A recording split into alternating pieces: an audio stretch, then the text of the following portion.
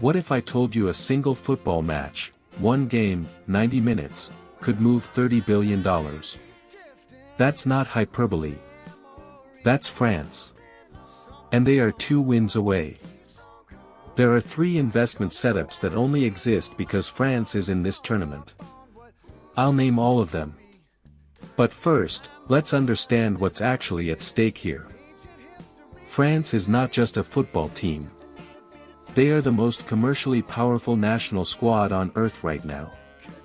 100 million euros per year, that's what Nike pays just to put their logo on a French jersey. Not for a superstar. For a national team. Let that sink in.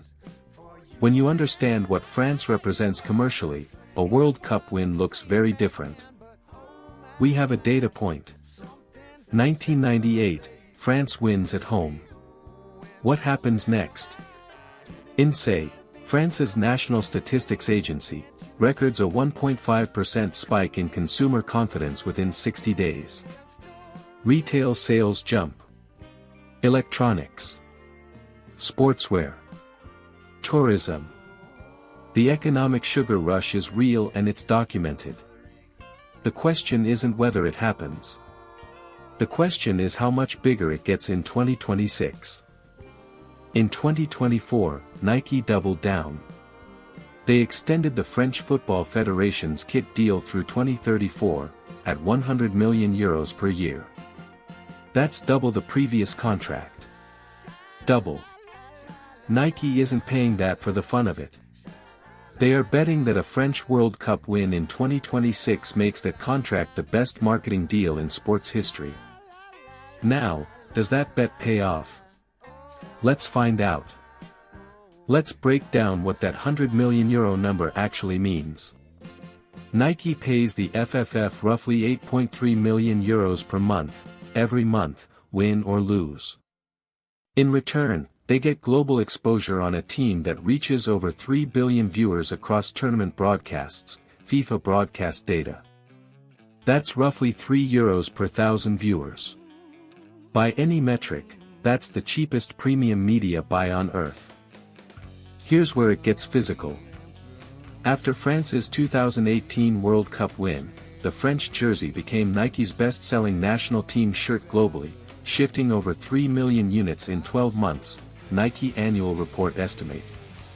At an average retail price of €90, that's €270 million in jersey revenue alone. From one tournament. The deal pays for itself before the trophy is even polished. But it doesn't stop at jerseys. In 1998, and again in 2018, France recorded a measurable spike in consumer spending within 60 to 90 days of winning. Electronics. Appliances. Hospitality. Tourism. INSEE documented this both times. Economists call it the World Cup euphoria dividend. I call it the moment an entire country collectively decides to spend money it was sitting on. And it's worth billions. Now let's go macro. Economist Marco Mello, published in the Oxford Bulletin of Economics and Statistics, found that winning a World Cup boosts the winning nation's GDP growth by up to 0.48% in the 2 quarters following the final. For France, with a GDP of roughly €2.7 trillion, that's a potential €13 billion economic injection. From a football match. That's the size of a mid-tier European infrastructure stimulus package. And this is just the baseline. The retail surge that follows, hospitality, apparel, electronics, adds another layer on top of the GDP move. We're looking at a compounding effect that Wall Street historically underprices. If you're finding this useful, subscribe. I do this every week, and it only gets deeper. Now, back to the numbers. Because the LVMH story. That's where this gets genuinely strange. LVMH, the world's largest luxury conglomerate, has been quietly buying into football. They sponsored Kylian Mbappe's personal brand. They partnered with Red Bull in late 2024 to acquire Paris FC, a club positioned for Ligue 1 promotion. Bernard Arnault is not doing this for charity. He's building a luxury sports vertical that a French World Cup win would supercharge overnight. This is strategic. And it's deliberate. Here's what that means for your watch list. Nike's exposure to a France win is already priced into the kit deal, but jersey demand spike won't be. Watch Nike in the 48 hours following a France semi-final or final win. The LVMH play is longer. LVMH trades on Euronext as MC. A French victory gives Arnault's sports portfolio a legitimacy event money can't buy. These are the setups. Now, the twist. Now, here's the twist. While France was winning in 2018, Ligue 1 was quietly bleeding. Its domestic TV rights dropped over 11% in 2024, settling at €500 million per year, LFP broadcast audit. France has the best national team on earth, and one of the most undervalued domestic leagues. That's not an accident. That's an arbitrage. And a World Cup win is the catalyst that resets it. Let's put the €500 million Ligue 1 TV rights number in context. The Premier League's domestic rights are worth over €3 billion per cycle. La Liga, approximately €2 billion. Bundesliga, approximately €1.2 billion. Ligue 1 is sitting at roughly half of the Bundesliga. With the world's best national squad. Something is structurally mispriced. And it won't stay that way, especially not after July 19th. And then there's Mbappé. He is not just a player. He is a media asset, one of the most commercially powerful athletes on earth. His Instagram following alone exceeds 100 million. His personal endorsement value is estimated at over €100 million per year, Forbes, 2025. A World Cup winner's Mbappé drives jersey sales, viewership, and streaming revenue for every platform that carries French football content. That multiplier is not priced in. Not yet. Let's talk about Paris FC. LVMH and Red Bull co-invested in this club in late 2024. Their aim, Ligue 1 promotion and a luxury-branded Parisian rival to PSG. If France wins on July 19th, the Paris FC story gets a rocket attached to it. A World Cup victory turns Paris into the most commercially valuable football city on earth. There are two major clubs competing for that brand territory. And only one is backed by the world's richest luxury empire. Now here's a number people overlook. France's academies, particularly those in the Île-de-France region surrounding Paris, export more elite football talent to foreign leagues than any comparable geographic area on earth, FFF Youth Development Report. That means clubs in England, Spain, Germany, and Italy are routinely paying transfer fees to French academies. Transfer capital flows into France. A World Cup win accelerates that brand value dramatically. Here's why France is so dominant. The suburbs of Paris, the banlieues, are the most talent-dense football geography on earth. Not Brazil. Not Argentina. Paris's outer ring. Clairefontaine, France's elite national academy, has a direct pipeline from these neighborhoods to the national team. The infrastructure is deliberate. And it's been running at a surplus for 30 years. This isn't luck. This is a system. And it's about to pay its biggest dividend yet. Here's the economic mechanics. A French academy produces a talent. That player gets transferred to a Premier League club for 70, 80, sometimes over €100 million. The French academy keeps a training compensation fee, a solidarity payment, and a sell-on clause. Multiply that by hundreds of players over a decade. France's football academies are, functionally, private equity vehicles disguised as sports infrastructure. And a World Cup win makes every player in that pipeline worth more. Here's the play from Block 2. Ligue 1 is structurally undervalued against every comparable European league. A France World Cup win is the legitimacy event that resets that valuation in the next media rights cycle.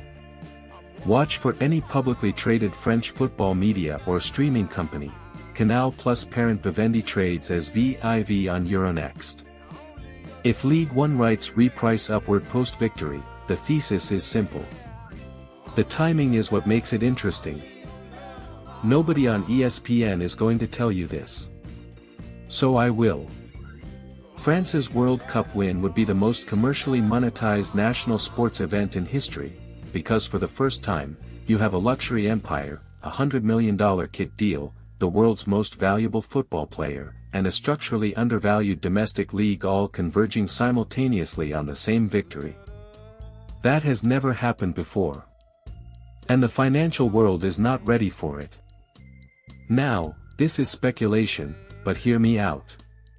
If France wins, LVMH launches a dedicated luxury sportswear line under Dior or Louis Vuitton within 18 months.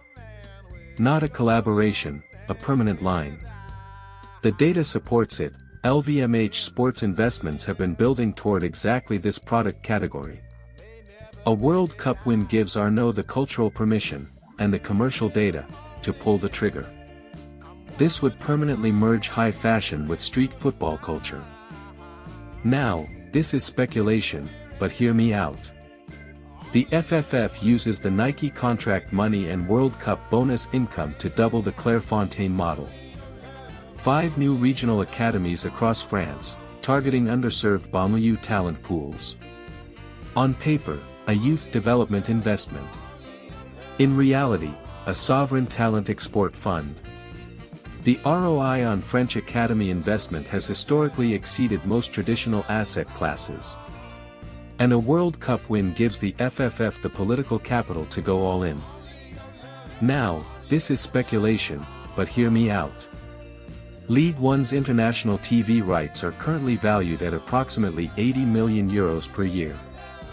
After a World Cup win, the next rights cycle bidding war could double that, to €160 million per year, my estimate, based on the 2018 to 2023 trajectory.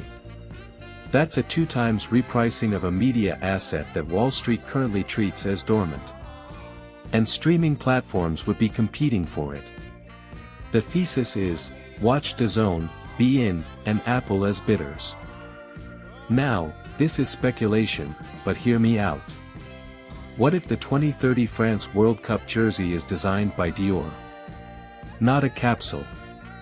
The official jersey. Nike produces it. Dior signs off on the design language. LVMH gets global fashion press coverage for free, during the highest viewed broadcast event on Earth. This isn't crazy. Luxury houses have been creeping into sportswear for a decade. A 2026 World Cup win gives both Nike and LVMH a reason to finally make it official. Here is the number that changes everything. The suburbs of Paris, a geographic zone roughly 40 kilometers across, have produced more players in the current FIFA World Cup squads than the entirety of South America combined. Not per capita. Total. 1 metro area. Multiple continents worth of talent. The financial value of that talent pipeline, in transfer fees alone, exceeds €3 billion over the last decade. Paris's banlieues are not a social story. They are an economic engine. Let me put that in terms Wall Street understands. If France's banlieue academies were listed as a company, valued solely on their talent production and transfer fee ROI, they would be worth more than most MLS clubs. More than several Serie A clubs. These suburban football schools are generating returns that private equity funds would kill for. And nobody has priced that into the valuation of French football infrastructure. Nobody. Until now. Here's how Wall Street processes a France win. In the 48 hours post-final, Nike moves on jersey demand signal. MC, LVMH on Euronext, gets sports vertical legitimacy. VIV, Vivendi, parent of Canal Plus, gets a Ligue 1 rights repricing narrative. And if any streaming platform has pre-negotiated League One rights with a variable, that variable just got repriced. The smart money is not watching the scoreboard on July 19th. It's watching these 4 tickers. Alright. Here's the playbook. 4 ideas. 1 scenario, France wins on July 19th. First, Nike. Short to mid-term. Watch for jersey demand data in the week post-final. If it echoes 2018, you have a momentum signal. Not a conviction trade, a signal. Second, LVMH on Euronext. Mid to long term. The sports vertical legitimacy event. The thesis is that Arnault's football investments get revalued. This is a patient play. Third, Vivendi. The League One rights repricing story. Longer runway.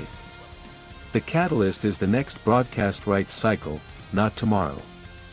But the setup starts the moment the final whistle blows. Fourth, and this is the core thesis, French football infrastructure. Academies, youth development, the Banlieue pipeline. It's not publicly traded. But the ETF exposure exists through French sports media and tourism stocks. This is a long-term structural story. I'm not your financial advisor. I'm just someone who ran the numbers. If you made it here, you now understand the France World Cup economy better than most people on financial television. If this is the kind of content you want more of, subscribe. I run one of these every week. Next up, what happens to the global football economy if the United States actually wins this tournament? The numbers on that one? Completely different. And significantly larger. See you there.